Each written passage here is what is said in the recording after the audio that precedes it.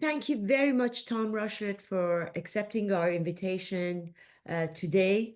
I read your book. It's a fascinating book. You talk about the greatest happiness that you had experienced was in Iran. And I want you to tell us and tell the audience, what is it about Iran? What did you Right, do in Iran? What right. took you to Iran? Yeah. In the book, I talk about happiness and various approaches to happiness. And in some case, happiness is getting what you want. And then I talk about peace, which is wanting what you get. So the happiness is in Iran, what was striking for me is that all the things that I liked, all the parts of myself that I wanted to explore and express, they were given to me in Iran. And you and I were classmates, and we know what that was like in Iran Zamin, that I would get up in early in the day, I'd get on a bus with 40 people. We would bus ride downtown, Bisto Charesfand. We would go with 1,000 students from 60 different countries, dozens of languages being spoken. And it was just a vibrant exposure to the world in itself. It was like the world within a compound. And we immersed ourselves in that every day. So for me, the things I loved, whether it was learning languages or meeting people of different cultures or playing chess, or Iran was chess mad at that time, swimming, all kinds of events of that type, being able to explore range. I felt that in Iran, in Tehran in those days, I felt that the world was inviting, adventuresome. It was really a chance to explore, and that the world was inviting and the world was safe. And I had those feelings. So all of the things that I wanted to do and express and explore, I was able to do in Iran. And in the book, my memory said that the national lottery, which was so popular in Iran at the time, the winners, they would call people Gahramon Shans, these champions of luck. And I felt during my time in Iran, I was a champion of luck, that it just happened for me. And there's an anecdote in the book you talk about, which is very candid and it shows how humble you are. It's during playtime, in the playground. I remember all the boys would play football, and you really were one of those, you immersed yourself not only in the culture, but you had a lot of friends. You were very popular. You became our class president, eighth grade class president. So tell us about this anecdote about, the football. Yeah. Well, first of all, in those days in school, before the bell rang and the classes began, there was always bedlam on this soccer field slash basketball court, and everyone was playing. There were no rules. Everyone was on there. Everyone could have a chance. And in the end, nobody passed the ball to anyone. It was like dribble and shoot, dribble and shoot. But so I started playing. I had no skill. The Iranian teammates of mine, the classmates, have been playing soccer since they could walk. But I wanted to play. And by the time I was in eighth grade, I wasn't good enough to play as a player, as a forward, as a striker, as a midfielder. But I was trying to play a goalie. And Hassan Saber, our classmate, he was the captain of our eighth grade team. And I was pleading with him, Hassan, just put me in goal, just put me in goal, just a little bit. And I don't think he liked the idea, but he was kind and generous, and he let me play against the ninth graders, right? So we're the eighth grade, they're the ninth graders. We know it's going to be probably not a good result. So I get in there, and within 2 minutes, the ninth graders score. And then 3 more minutes, they score again. So I'm describing the scene where Hassan then pulls me, right? There's a limit to how generous he can responsibly be. And so he pulls me, and I'm sulking over by the side of the field. And our classmate, Asia Nasi, I'm sorry for naming her. She probably doesn't want to be connected with this story. But she comes over and very gently, she's saying, Tom, you shouldn't be so upset. It's just a soccer game. And then I hear kids off on the side making fun of me on that second goal, and they said, Tom Badastes basket Doroskar hoop vasatis raft. And so I'm on the one hand kind of admiring the clever humor of these people making fun of me and also drinking in the sympathy from us. Yeah. But it was a good moment. They were generous with me. They paid a stiff price by letting in 2 goals in 5 minutes, but it was a fond memory of Iran for me. I'm surprised. I mean, you still speak, Persian, or is it only like few sentences here and there that you remember? Yeah, I remember.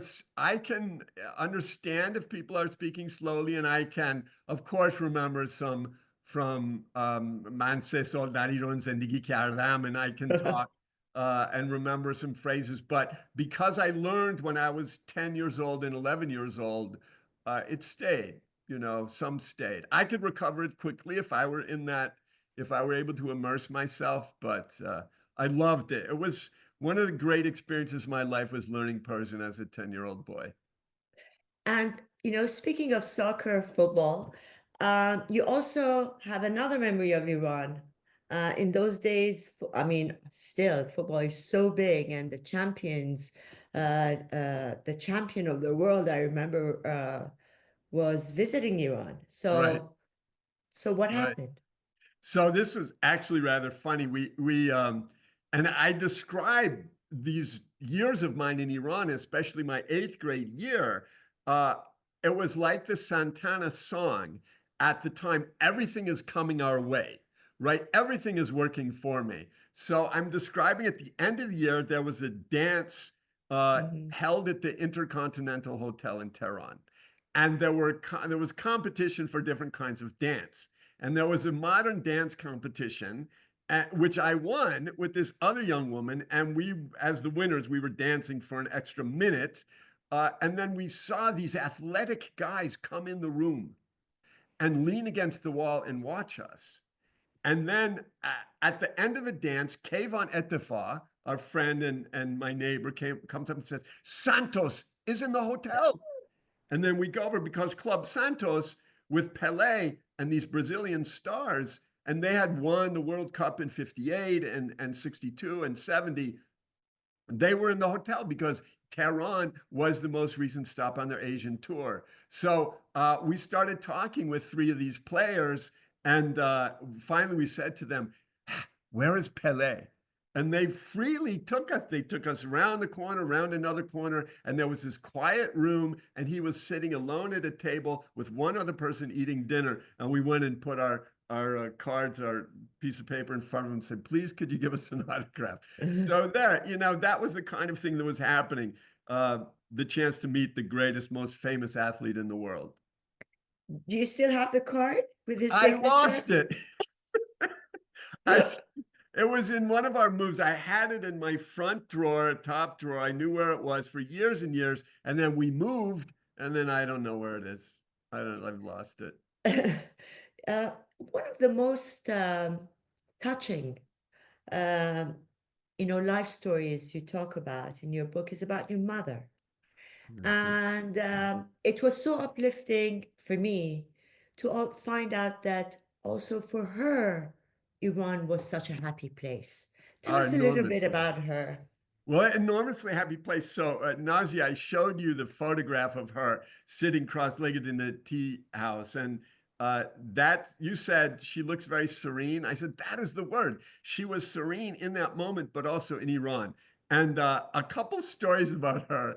Um, she loved the adventure of Iran. And but she also had a feel, I think, for the art. And when we arrived, about 1 month after we arrived, she took this trip to the bazaar and she's looking at rugs and she swooned for the rugs, but she didn't have any trust in her own judgment. She found a silk from Gom that she adored and she took it home to try it out in the house.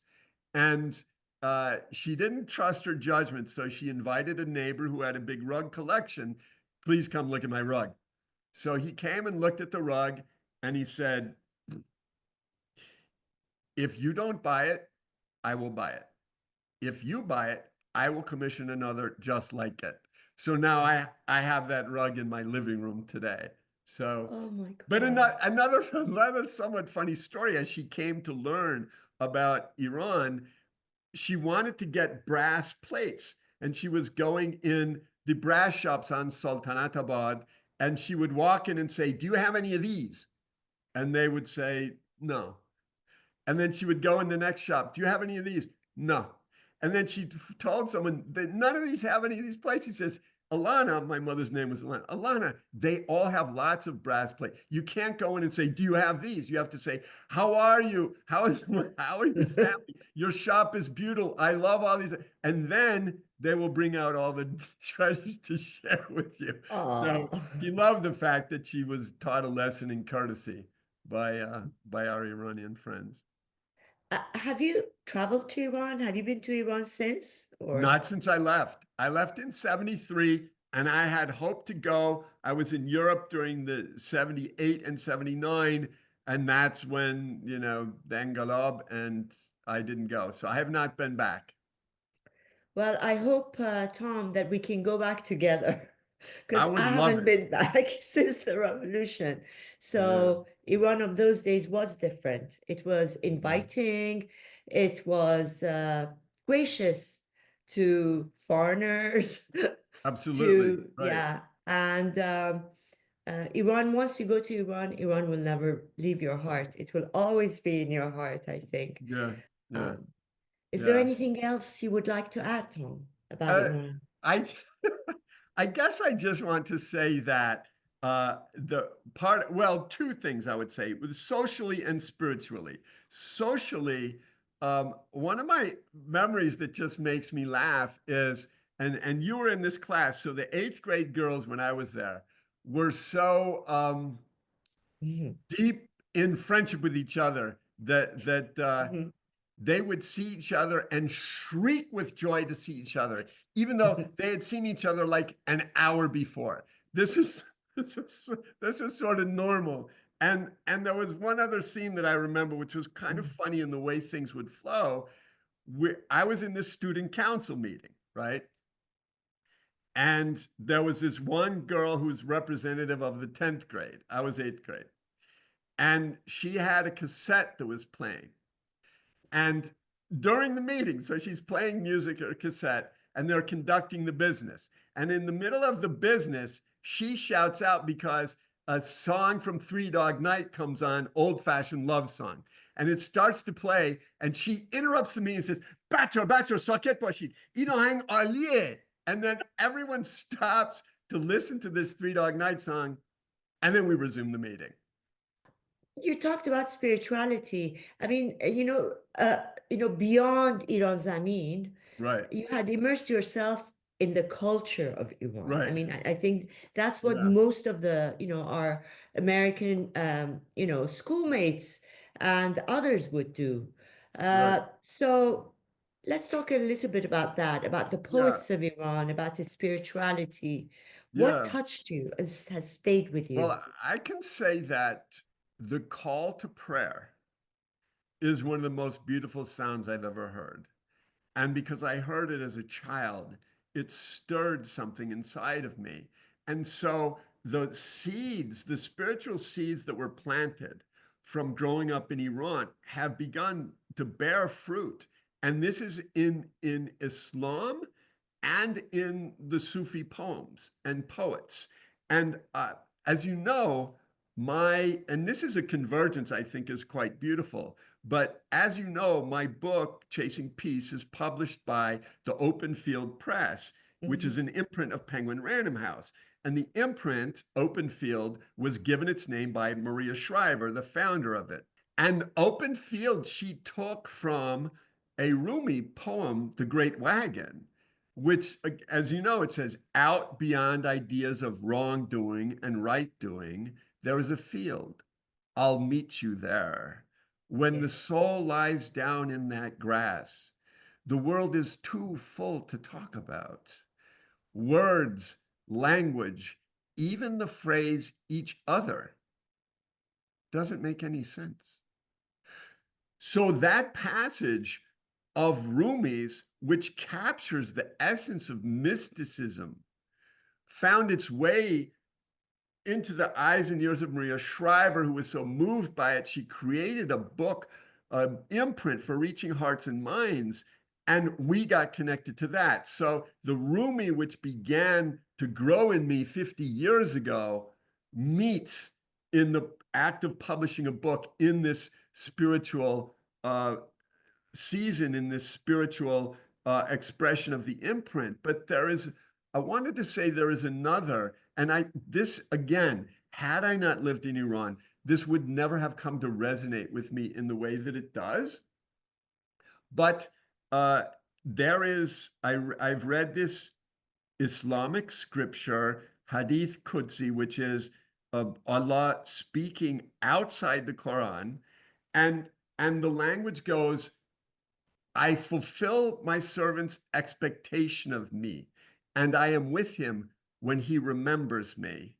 If he remembers me in his heart, I remember him in my heart. If he remembers me in public, I remember him before a public far better than that. If he moves nearer to me by a hand's breadth, I move near to him by an arm's length. If he moves near to me by an arm's length, I move near to him by a fathom. And if he comes to me walking, I come to him running. That just Mm. is such an expression of what I believe is spiritual truth. And if I had not grown up in Iran, where we had the call to prayer, which is such um, to bring the divine into the material activity of the day by frequent calls to prayer, frequent pauses to prayer, married with the poetry of Rumi and the scripture of the type that I read to you, has been an animating force in my life and what ultimately was the inspiration to write a book like Chasing Peace. Oh, brilliant. I mean, but as far as religion, you are Christian, am I Yes, right? yes, And raised so that Catholic. is yeah, you were raised as a Catholic, and that is, and also, Zamin, Mr. Irvine, they were Right. missionaries before. Yes. So it is fascinating how we had this bridge between religions, cultures, but we never, made it the central focus of our relations. We were all friends. Well, exactly. And Mr. Irvine created this environment, but there were people of all different faiths who Yes, built bonds across these divides that the world observed as a divide, but we did not. The we did church not. that I attended was maybe less than a mile away from school, right in the center of Tehran, a Catholic church. And people knew, the bus driver knew to drop me off at the church. It was understood. Some people observe faith in this way, some another way, and there was no friction that we could discern at all about the differences in faith. Wow.